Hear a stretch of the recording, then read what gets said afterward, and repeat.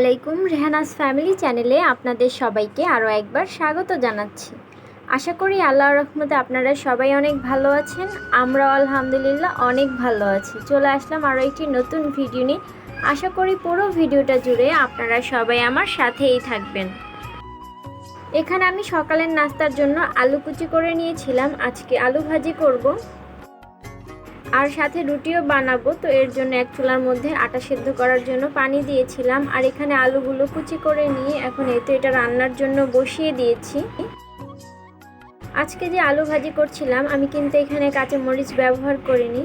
আসলে বাসায় কাঁচামরিচ নেই, সেজন্য এই কাঁচামরিচটা দেওয়া হয়নি। তো বাসায় যেহেতু শুকনো মরিচ ছিল সেটা দিয়েই কিন্তু আমি এখানে আলু ভাজিটা করে নিচ্ছিলাম। কারো বাসায় গিয়ে চাইবো, এখন তো অনেক সকালবেলা, কার বাসায় গিয়ে কলিং বেল বাজাবো, আবার কে বিরক্ত হয়ে যাবে, সেজন্য আসলে নিজের বাসায় যেটা আছে সেটা দিয়েই রান্না করে খেয়ে নিচ্ছিলাম।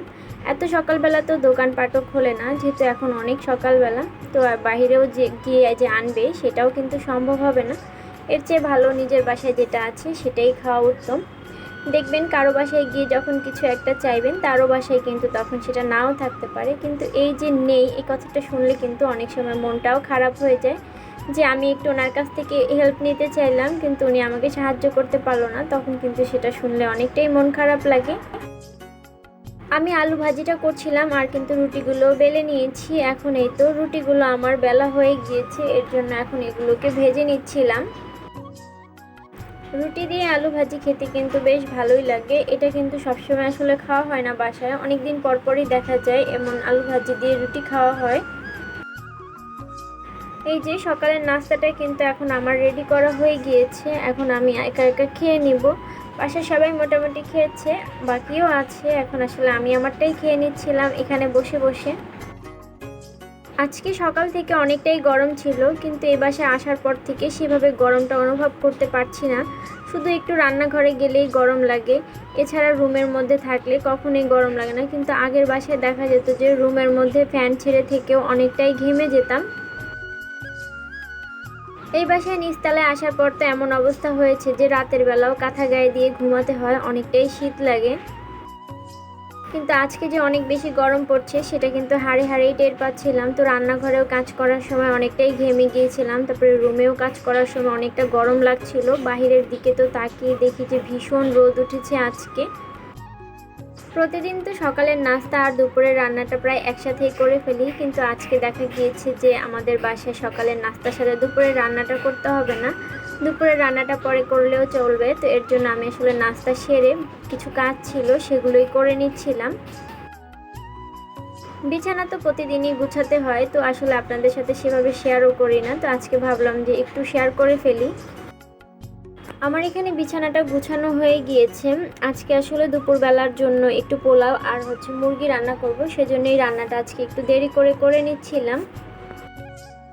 আর আজকে হুমায়রার বাবারও অফিস যাওয়ার সেরকম একটা প্যারা নেই, তো এর জন্য আসলে সকালের রান্নার সাথে আর দুপুরের রান্নাটা করিনি, আজকে একটু রিল্যাক্সভাবেই কাজ করে নিচ্ছিলাম।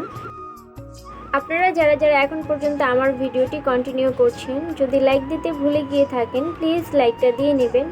আর আজকে আমার চ্যানেলে যারা নতুন ভিজিট করছেন, আমার কাজের কোনো অংশ যদি আপনাদের কাছে ভালো লেগে যায়, চাইলে আমার চ্যানেলটাকে সাবস্ক্রাইব করে আমার পাশে থেকে যেতে পারেন।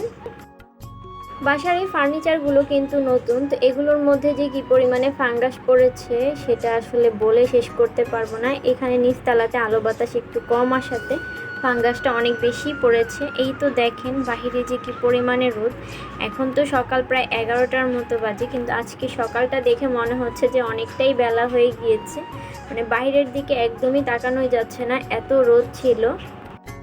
সব কিছু মোটামুটি পরিষ্কার হয়ে গিয়েছে। ওইদিকে রান্নার কাজে আজকে আমার ননদ আমাকে সাহায্য করছিল, সে প্রায় অনেক কিছুই রান্না করে ফেলেছিল, মূলত বলা যায় যে সেই রান্না করেছে, আমি আসলে ভিডিও করার জন্য একটু একটু আমি নাড়াচাড়া করেছিলাম, এমনটাই। আজকে বাসার সব রান্না বান্নাই কিন্তু সে করেছে, আমি কিন্তু কিছুই করিনি, ওই আপনাদের সাথে একটু ভিডিওতে দেখানোর জন্যই আমি করেছিলাম। আর এখানে হুমায়রাকে একটু নসিলা দিয়ে দিচ্ছিলাম, আবার এই যে একটু নিচে পড়ে গিয়েছি সেটা নিয়েও বলছে মা এগুলোকে মুছে দাও। আর একটু চকলেট খাচ্ছে, আর সে যে কি আনন্দ পাচ্ছে, মানে তার কাছে অনেক ভালো লাগে এটা খেতে। তাকে তো একবার দিয়েছিলাম, সেটা পুরোটাই খেয়ে নিয়েছে। এখন আবার এসেছে খাওয়ার জন্য, মানে একবার খেলে তার আরও একটু খেতে ইচ্ছা করে। তো এখানে হচ্ছে টেবিলটাকে একটু পরিষ্কার করে নিচ্ছিলাম। টেবিলটা আসলে আমাদের সাধারণত তেমন একটা পরিষ্কার করা হয় না, কারণ এখানে সেরকম কিছু রাখাও হয় না। কিন্তু ইদানিং দেখা গিয়েছে যে টেবিলের ওপরে এত একটা হামলা যাচ্ছে, সব কিছু টেবিলের উপরে। তো টেবিলটা একদমই এলোমেলো হয়ে আছে, এর জন্য আর কি টেবিলটা আজকে একটু পরিষ্কার করে নিয়েছি। আমরা যে খাবার দাবারগুলো রান্না করি ম্যাক্সিমাম সময় দেখা যায় যে সেগুলো রান্নাঘরেই থাকে, মানে টেবিলে এনে খুবই কম রাখা হয়। আমরা তো সবাই ফ্লোরে বসে খাই, তো সেজন্য আসলে আমাদের টেবিলটার একদমই প্রয়োজন হয় না। তো খাবার দাবার মাঝে মাঝে রাখার জন্য তো প্রয়োজন হয়। ইদানিং আর কি এত খাবার দাবার রাখা হয়েছে টেবিলের উপরে যে টেবিলটা একদম নোংরা হয়ে গিয়েছে, সেজন্যই আর কি পরিষ্কার করে নিয়েছিলাম। এই তো দেখেন আমার কর্মকাণ্ড, মানে একদম শুরুর দিকে যে সে মশলাপাতি সব কিছু দিয়েছে তখন তো আর আমি ছিলাম না। এখন আমি একটু ভিডিও করার জন্য এসেছি, সেজন্য আমি একটু শ্যুট নিয়ে নিলাম। আজকে এই তো বাসমতি চালের একটু পোলাও রান্না করব। তো বাসমতি চালটা আসলে খোলা ছিল, এভাবে খোলা পাওয়া যায় এটা কিন্তু আগে জানতাম না। না হলে বাসমতি চালের যেই দাম, এটা দিয়ে যে আমাদের মতো পরিবার সবসময় পোলাও খেতে পারবে এটা ভাবাটাও এক ধরনের স্বপ্ন। অনেকে বলবেন কি আবার এই বাসমতি চাল কিনে খাওয়ার কি সামর্থ্য নেই? আসলে সামর্থ্য তো আছে, কিন্তু সবসময় যে খাবো বা বিলাসিতা করব ব্যাপারটা তো এমন না। তো আজকে এর জন্য হচ্ছে একটু খোলাটা নিয়ে এসেছি। এই চালটাও কিন্তু একেবারেই যে ভালো না তাও না, অনেকটা কিন্তু ভালো। যদি কেউ কখনো খোলা বাসমতি চাল ব্যবহার করে থাকেন অবশ্যই জানবেন। এখানে এই তো চালটাকে আমি ধুয়ে দিয়েছি, তো এটাকে একটু রান্না করে নিচ্ছিলাম। আজকে রান্নার সময় যে কত কি ভুল হয়েছে কি বলবো, আসলে দুজনে মিলে রান্না করতে আসছি তো এর জন্য অনেক ভুল হয়ে গিয়েছে। অনেকটা যে ভুল হয়েছে সেটাও মনে পড়েছে একদম রান্না যখন শেষ হয়ে গিয়েছে। আগে মনে পড়লে তাও একটু হতো, কিন্তু মনে পড়েছে একদম শেষের সময়। আমরা যখনই বাসায় পোলাও করি না কেন বা খিচুড়ি করি না কেন সেটার সাথে কিন্তু গাজর কুচি দেই। আজকে অবশ্য মানে তাজা যে গাজর সেটা ছিল না, কিন্তু ফ্রোজেন গাজরটা ছিল, চাইলেই কিন্তু দিতে পারতাম। একটু মনে ছিল না, কিন্তু যখন রান্না শেষ হয়ে গিয়েছে তখন মনে পড়েছে যে এটার মধ্যে একটু গাজর কুচি দিলে দেখতে ভালো লাগতো। আমরাই আবার রান্নার সময় বলছিলাম যে আজকের এই পোলাওটা কেমন একদম সাদা ভাতের মতো লাগছিল, তখন পর্যন্ত কিন্তু আমাদের মনে পড়েনি যে এটার মধ্যে আমরা একটু মানে গাজর কুচি বা মটরশুঁটি দিলে অনেক ভালো হতো। এই কথাটা আমাদের একবারের জন্য মনে পড়েনি। যাই হোক, এখানে এই তো মুরগিটা দিয়ে নিয়েছিলাম, এটাকে এখন একটু কষিয়ে নিব, তারপর হচ্ছে পানি দিয়ে জিরার গুঁড়িটা দিয়ে নামিয়ে ফেলবো। এদিকে দেখেন এই যে আবার এসেছে, সে চকলেট খাবে, মানে তার যে কি ভালো লাগে খেতে, বারবারই বায়না করছিল। তো ওকেও একটু ক্যামেরার মধ্যে নিয়ে নিয়েছি। রান্না যখন করি তখন কিন্তু এরকম প্রায় অনেক সময় সে বায়না করে। আমি তো তার সাথে কথা বলছিলাম, ওদিকে হচ্ছে আমার ননদ সব রান্না বান্না একদম কমপ্লিট করে ফেলছিল। তো আমি আপনাদের সাথে শেষেরটুকু একটু দেখিয়ে নিচ্ছি। এই তো পোলাওটা কিন্তু হয়ে গিয়েছে, আর এত সুন্দর পোলাও হয়েছে, মানে খোলা বাসমতি চাল দিয়েও আর কি ভালো একটা পোলাও করা যায়। তো যাই হোক, এগুলো ছিল আমাদের দুপুরের আয়োজন। তো খাবার দাবার খেয়ে নিয়েছিলাম, আর এই তো একটু বিকালবেলা ছাদে গিয়েছিলাম ওইখানে বসার জন্য, কিন্তু সেখানে গিয়ে ঠিকঠাক মতো বসতে পারিনি, আবার নিচে চলে আসতে হয়েছিল। আর এখানে হচ্ছে আজকে একটা পিঠা বানানো হবে, এটাকে হচ্ছে তালের কি যেন বলে,